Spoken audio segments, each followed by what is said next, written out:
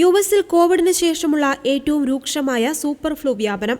കണക്കുകൾ പ്രകാരം അതീവ ഗുരുതരമായ സാഹചര്യത്തിലേക്കാണ് അമേരിക്ക നീങ്ങുന്നത്. കോവിഡ് മഹാമാരിക്ക് ശേഷമുള്ള ഏറ്റവും വലിയ ഫ്ലൂ തരംഗമാണ് ഇപ്പോൾ ഉണ്ടായിരിക്കുന്നത്. കുട്ടികളെയും കൗമാരക്കാരെയുമാണ് ഇത് ഏറ്റവും കൂടുതൽ ബാധിച്ചിരിക്കുന്നത്. ഇതുവരെ ഏകദേശം 1 കോടിയിലധികം ആളുകൾക്ക് ഫ്ലൂ ബാധിച്ചതായും 5000 പേർ മരിച്ചതായും US centre for disease control and prevention പുറത്തുവിട്ട കണക്കുകൾ വ്യക്തമാക്കുന്നു. പനി ബാധിച്ച് ആശുപത്രികളിൽ എത്തുന്നവരിൽ ഭൂരിഭാഗവും കുട്ടികളാണ്.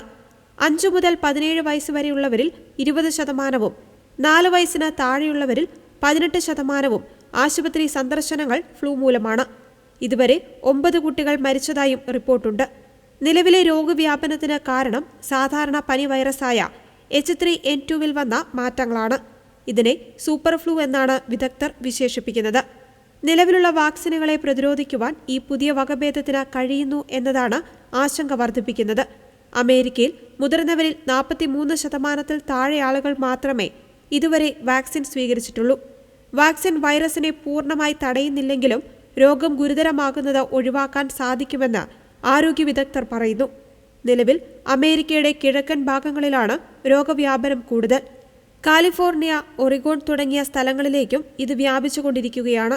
മെയ് മാസം വരെ നീണ്ടു നിൽക്കുന്ന ഫ്ലൂ സീസൺ ഇപ്പോൾ അതിന്റെ പ്രാരംഭഘട്ടത്തിലാണെന്നും ഇനിയും കേസുകൾ വർദ്ധിക്കുവാൻ സാധ്യതയുണ്ടെന്നും വിദഗ്ധർ മുന്നറിയിപ്പ് നൽകുന്നു.